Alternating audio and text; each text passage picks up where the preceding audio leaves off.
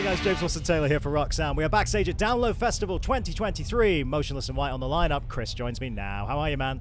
Good. It's been, since October that I've seen you? Since October. I always love to mark when the last time we saw each other was. I think that's a trend that happens only with you. Well, that's true. I see you more than anyone else. Oh, well, you say that.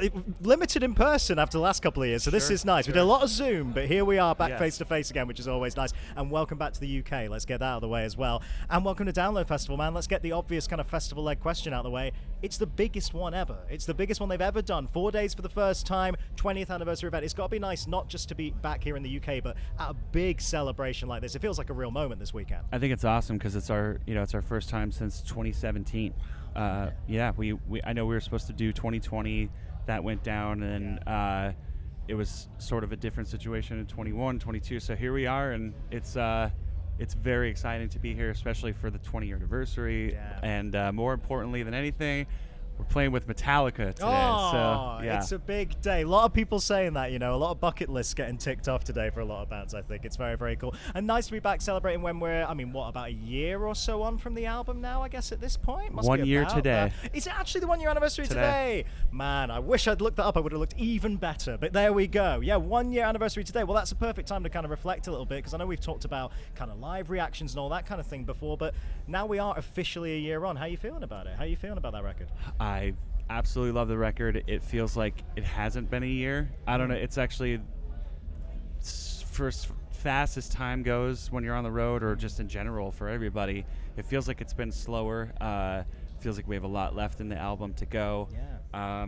And we're now trying to transition into like how to keep the record new and exciting still. So we're doing some cool stuff like vinyl and deluxe edition and stuff like that. So it's great new ways to just feel great about an album that's our favorite one. So Yeah, I'm glad you say it's favorite one, man. I think it's very true that it keeps gathering momentum, because you can see that even through singles. I want to quickly mention Werewolf, which I don't think we've talked about before, because that's what a banger, what an absolute banger. You've got to talk me through the little "somebody's watching me" moment. Whose idea was that? Where did that come from? That was pretty good. I try to bust it out when I can. If you want to throw on a red jacket and come up on stage, I can't for that scream. one. I'll do the melodic bits, but that's about it. Yeah, when did that idea come from, that little sample? So I think the general idea of the song was always to kind of write a song that we felt was like, we were just like, we want to try something different. We want to try to create something that's like a Motionless iconic song, and whether people love it or hate it, it's iconic to us.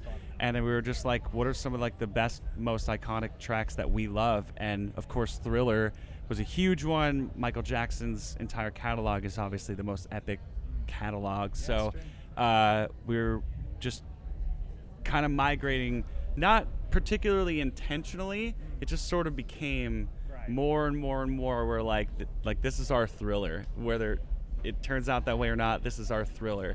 So it just, even though the song's Somebody's Watching Me not from Thriller, it's still a Michael Jackson song line.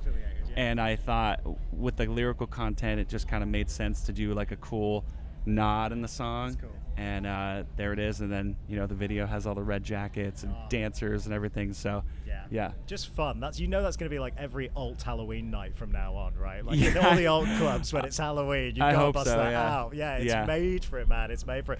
Deluxe edition, you mentioned there. We getting some kind of new music on there, or is it like new versions of existing tracks? What are we doing? It is 2 unreleased tracks. I guess they're B-sides from the record, and then a orchestral version of a track from the record, and then a new mix of a song that fans really wanted on the album. We put out a song called Time Bomb right before the album, and fans were like, oh, I really wish this track was on there. So we had it mixed by Zach Cervini, who did the record, and now it's on the deluxe vinyl. So you wanted it, you got it. Hey, there you go. You asked, you shall receive. And been loads of stuff you've been getting up to. I mean, I'm sure you saw we did a big piece with Illenium recently. I know you contributed to that, did a little quote for us, but like it was fascinating chatting with him about that record, and he was waxing lyrical about working with you guys in particular. So many great collabs on that record, but he particularly really enjoyed working with you. I mean, that sounds like it was a really nice, fruitful, creative experience, right? It's the first time I've gotten to like really work with an artist that in depth. It was my partner in crime, Drew, or I should say I have 2 partners in crime, thankfully, as of recently, but one of mine, Drew Folk, producer of a few of our albums, he kind of reached out to me. He was like, hey, do you want to work with Illenium? We're working on a record.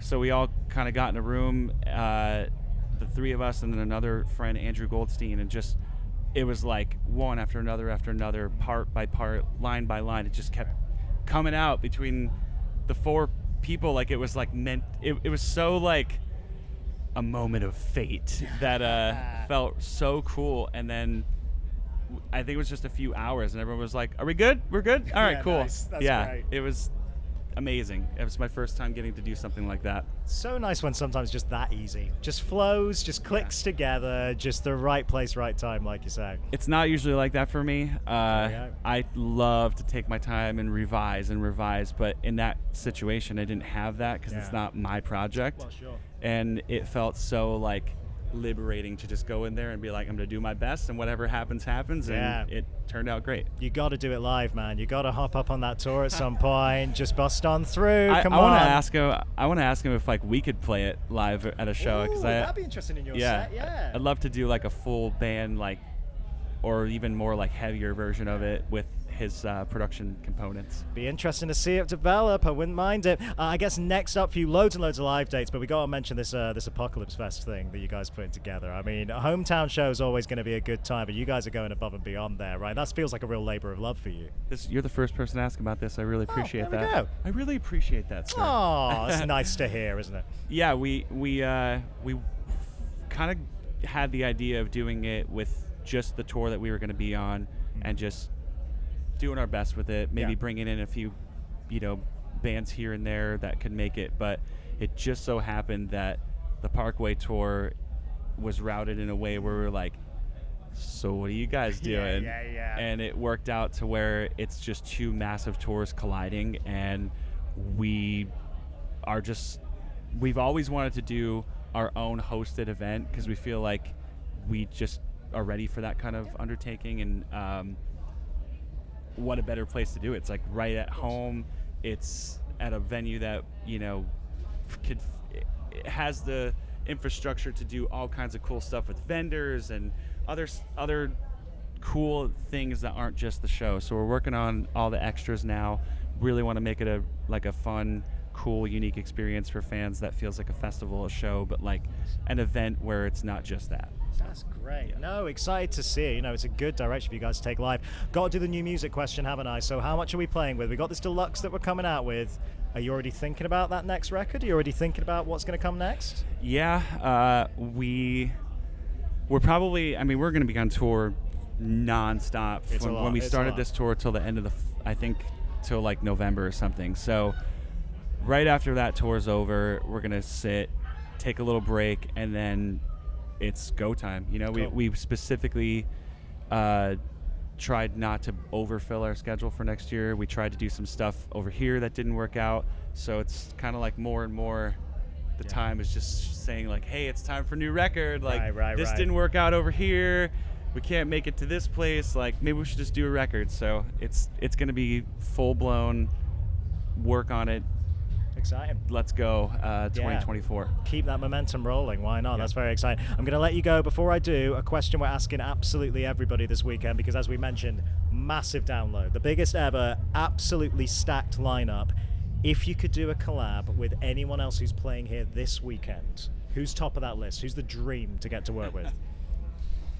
I know it's a big one. It's a big question. Yeah, that's really tough because there's like it's stacked. So many different it's a stacked reasons. lineup. I don't know. I think David from Disturbed has been a really, really cool advocate for younger bands that are coming out. Not that we're particularly a younger band, but we are a generation under the era of Disturbed, and he's been a really cool voice for up and coming artists, and he has cited our band in a positive way a few times. So I have always loved Disturbed's, huge influence on us, and I think it'd be really cool to work with him in the future. It would be an interesting pairing. We'd all love to hear that for sure. I could see it's one of those, I could see that working. I could see it clicking together very nicely. Chris, it's always an absolute pleasure. Take care of yourself. Have a great show. We'll catch up soon, all right? Thank you so much, James. Good to see you. Chris, everybody.